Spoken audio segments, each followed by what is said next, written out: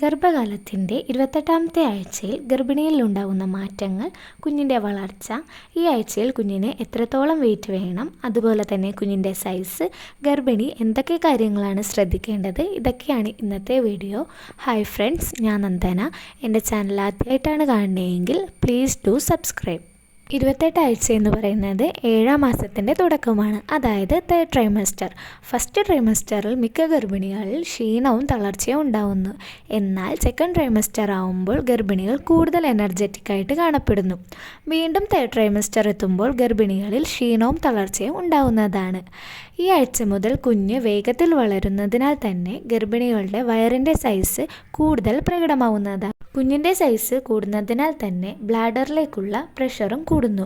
ഇത് കാരണം ഗർഭിണികൾക്ക് ഇടയ്ക്കിടയ്ക്ക് മൂത്രമൊഴിക്കാൻ തോന്നുന്നതാണ്. ഇനി ഗർഭിണികളിൽ ഈ ആഴ്ചയിൽ എന്തൊക്കെ ബുദ്ധിമുട്ടുകളാണ് കാണപ്പെടുന്നതെന്ന് നോക്കാം. ഈ ആഴ്ചയിൽ ഗർഭിണികളിൽ ബാക്ക് പെയിൻ കൂടുതലായി കാണപ്പെടുന്നു. അതുപോലെ തന്നെ ഗ്യാസ്, നെഞ്ചിരിച്ചിൽ, കോൺസ്റ്റിപ്പേഷൻ എന്നിവയും കൂടുതലായി കാണപ്പെടുന്നതാണ്. ചിലർക്ക് രാത്രി കാലയളവിൽ ഉറക്കക്കുറവും ഈ ആഴ്ച മുതലാണ് കണ്ടു തുടങ്ങുന്നത്. കൂടുതൽ നടക്കുമ്പോഴോ ജോലികൾ ചെയ്യുമ്പോഴോ കിതപ്പ് കൂടുതലായി അനുഭവപ്പെടുന്നതാണ്. കാലിൽ നീര്, വെരിക്കോസ് വെയിൻ, മസിൽസിൽ കോച്ചിപ്പിടുത്തം ഇവയും കണ്ടുവരുന്നതാണ്.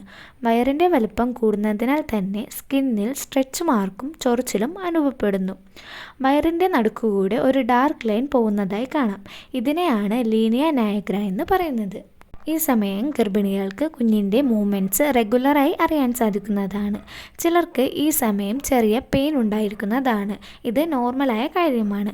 വയറിൽ കാണപ്പെടുന്ന ബാക്സ്റ്റൺ കൺട്രാക്ഷൻ, അതായത് ഇടയ്ക്കിടെ വരുന്ന കൺട്രാക്ഷൻ, ഇത് നോർമലാണ്.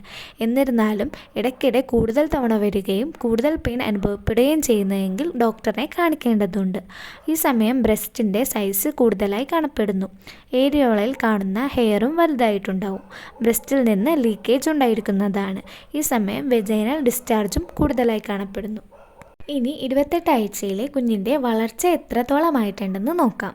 കുഞ്ഞിന് ഈ സമയം തലമുടിയും കൺപീലിയും നന്നായി വളർന്നിട്ടുണ്ടാകും. കുഞ്ഞിൻ്റെ ഓർഗൻസ് എല്ലാം തന്നെ നന്നായി വളർന്നിട്ടുണ്ടാകും.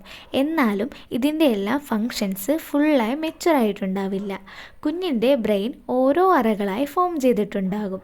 ഇത് ഓരോന്നും കാഴ്ച, കേൾവി, ചലനം, ഫീലിങ്സ്, ഓർമ്മ എന്നിവയൊക്കെ നിയന്ത്രിക്കാനുള്ളതായിരിക്കും. കുഞ്ഞിൻ്റെ സ്കിന്നിൻ്റെ അടിയിൽ കൊഴുപ്പ് കൂടുതലായി ഡെപ്പോസിറ്റ് ചെയ്യുന്നുണ്ടാകും. ഇത് കുഞ്ഞിൻ്റെ ശരീര താപനില മെയിൻറ്റെയിൻ ചെയ്യാൻ സഹായിക്കുന്നു.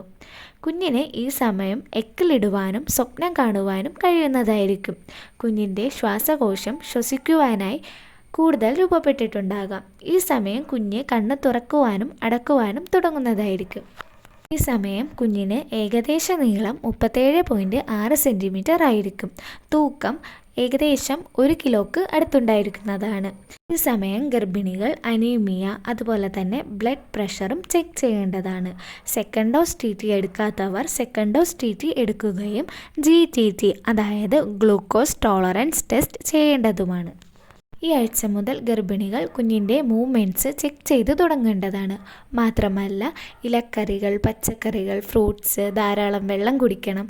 ഇങ്ങനെയുള്ള കാര്യങ്ങളൊക്കെ ശ്രദ്ധിച്ചു തുടങ്ങേണ്ടതാണ്. ധാരാളം വെള്ളവും ഇലക്കറികളും പച്ചക്കറികളും കഴിക്കുന്നത് കൊണ്ട് ഗർഭിണികളിലുണ്ടാവുന്ന കോൺസ്റ്റിപ്പേഷൻ പരമാവധി നിയന്ത്രിക്കാൻ പറ്റുന്നതാണ്. അതുപോലെ തന്നെ കൂടുതൽ സമയം ഇരിക്കുന്നതും കൂടുതൽ സമയം നിൽക്കുന്നതും ഗർഭിണികൾ അവോയ്ഡ് ചെയ്യേണ്ടതുണ്ട്.